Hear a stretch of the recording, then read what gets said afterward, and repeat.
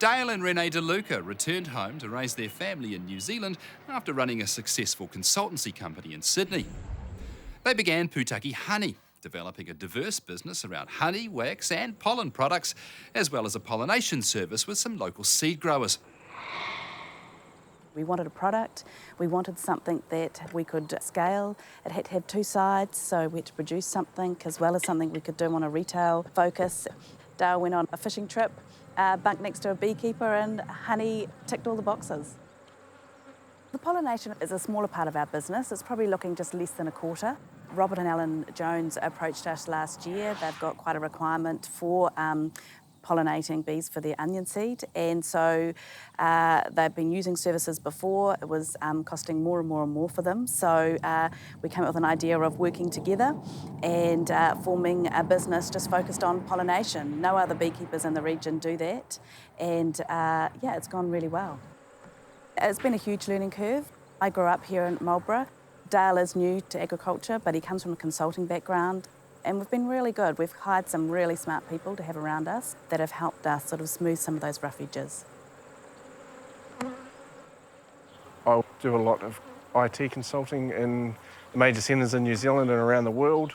Worked for most large corporations and just recently finished with a large Big Four in New Zealand.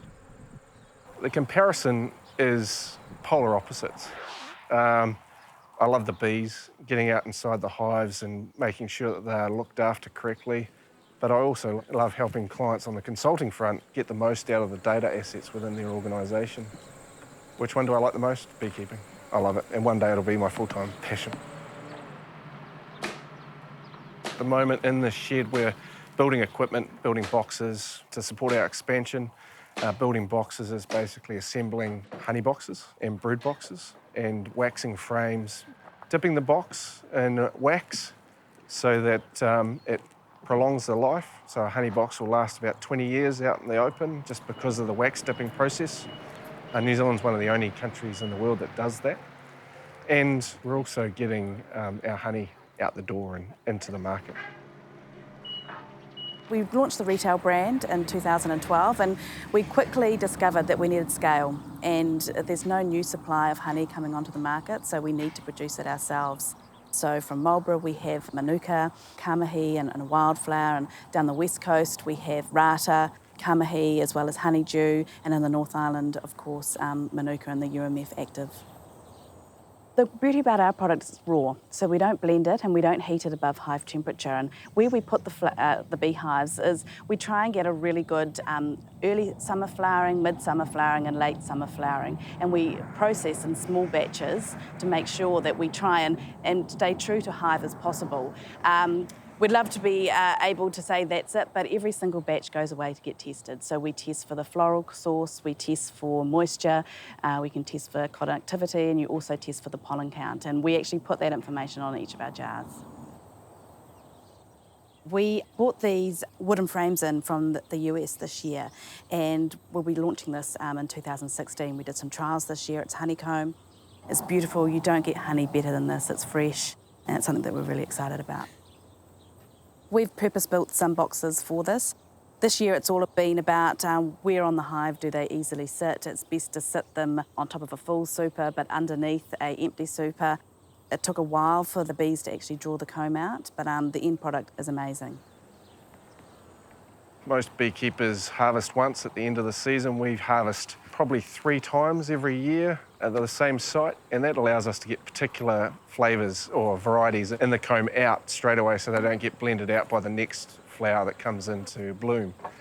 That does add a labour cost, obviously, but then we get a lot better product at the end of the day. We harvest the honey. We use bee escape boards, so the bees, basically it's a one-way door. We then take that, once the bees have exited, which is usually overnight, we take it off the hive, bring it back to the factory, put it in a heat room, which is heated up to hive temperature, about 30, 33 degrees. It stays in there for 2 days, and that really is to let the honey reach optimum temperature for extraction. Once it actually is in the extraction room, we don't heat the honey at all. Heat destroys all the goodness in the honey, and we want a product that is true to hive. We've just recently imported our extraction equipment from Finland. basically allows us to run an extraction line with one person and one support person floating and drumming off and keeping it fed. 4 seasons ago when we started, we had no background in beekeeping whatsoever, and as any consultant does, we went out and hired a consultant. We also advertised for mentors, which we got a good response from in the local paper. Once you come to grips with how to work with bees and their needs, it becomes relatively straightforward. This season we've hired a head beekeeper and a couple of beekeepers for our business here in Marlborough, and obviously beekeepers for our other regions as well. We have close relationships with a number of vineyards being in Marlborough. They are organic vineyards and they plant a number of beneficial crops in between the rows, and like Phacelia and buckwheat. And bees fly up to about 5 kilometres if they need to, but generally you try and put them as close to the nectar source as possible. We alternate the varietal treatments in spring and autumn so we minimise the risk of resistance in our colonies, and it works really well for us. Active management. In autumn we're wintering down the hives. We're making sure they have enough honey to last them through the winter months. There's not a lot of nectar sources during winter in Marlborough, so that wintering down process is very important. The other important piece of the puzzle is pollen.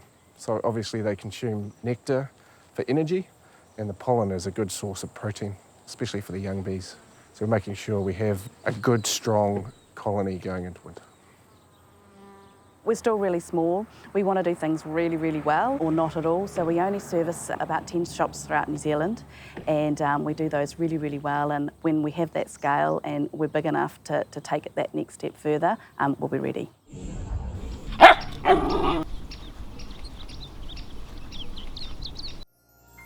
This program was made with funding from New Zealand On Air.